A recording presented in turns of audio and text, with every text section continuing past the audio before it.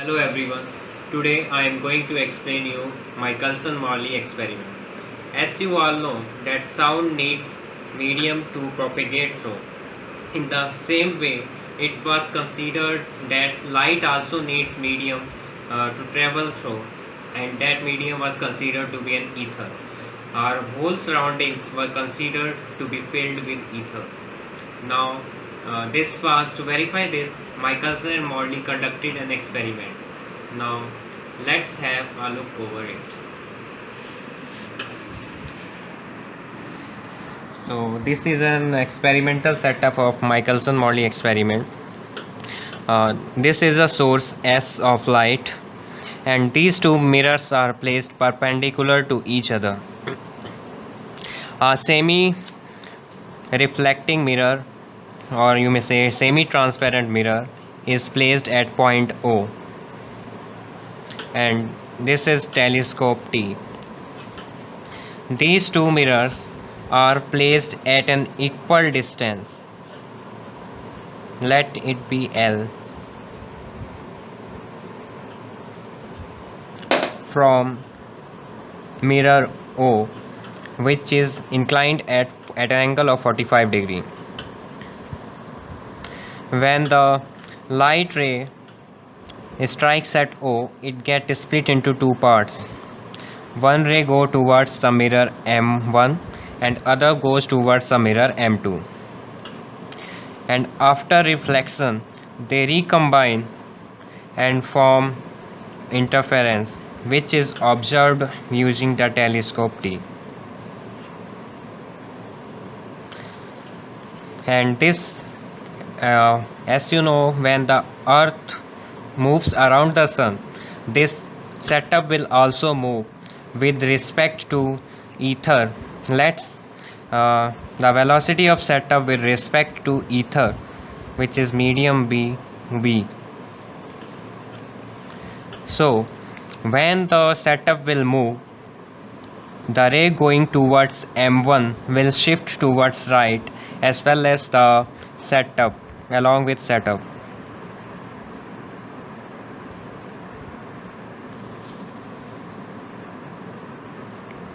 Let this point be A1, A dash.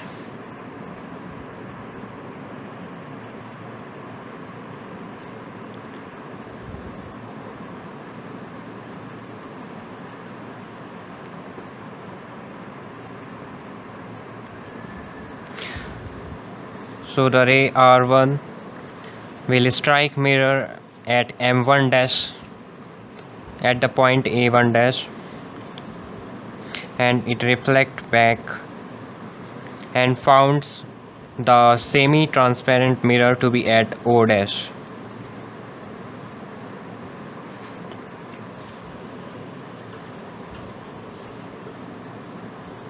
Now let's have a look over the calculation. Let C be the speed of light and V be the velocity of apparatus as we have considered. In triangle O A dash D. So by Pythagoras theorem, in triangle O A dash D, O A dash square is equal to OD square plus A dash D square, and as the speed travels with the velocity c, let it takes time t to travel from O to A dash, and speed of light equal to c, so O A dash distance would be given by speed into time, which is c into t. Now as the setup is moving with velocity v, this point would also be moving with velocity v, and in time t it reaches from O to D, so OD is given by v into t. Now as we have considered A dash t as L, so the equation becomes t square into c square minus v square equal to L square, after taking t square as common. Now on solving this, we get t equal to L upon under root c square minus v square.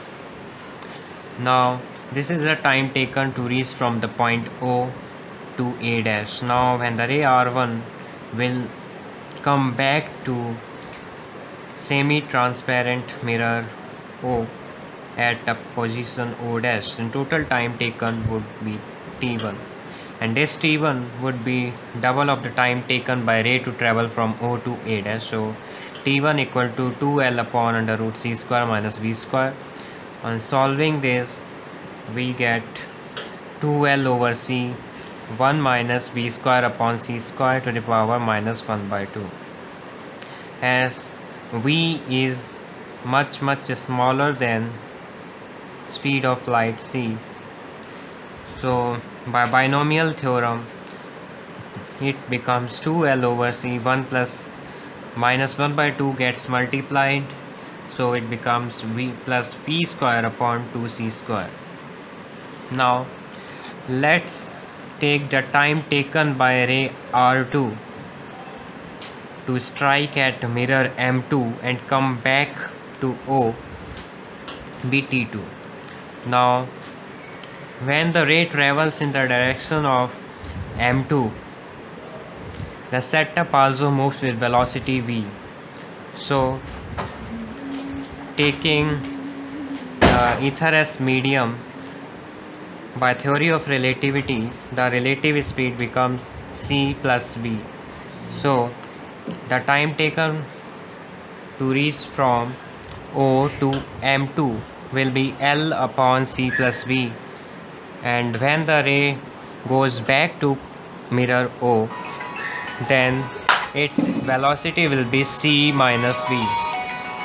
So time adding these both times, T2 becomes L upon c plus v plus L upon c minus v. Now on solving this, we get T2 equal to 2L over c 1 minus v square upon c square to the power minus 1. Again, as v is much smaller than c, by applying binomial theorem we get T2 equal to 2L over c 1 plus v square upon c square. Now subtracting both these time, delta t is given by this equation. By subtracting equation 2 and equation 1, so delta t becomes 2L over c 1 upon 2 v square upon c square, with then delta t equals to L v square upon c cube. Now we know that optical path difference is given by velocity into change in temperature, change in time. So delta x is equal to c delta t, which is c into L v square upon c cube as we have derived. So it becomes L v square upon c square. So let this path difference be represented by delta x1, so it becomes L v square upon c square.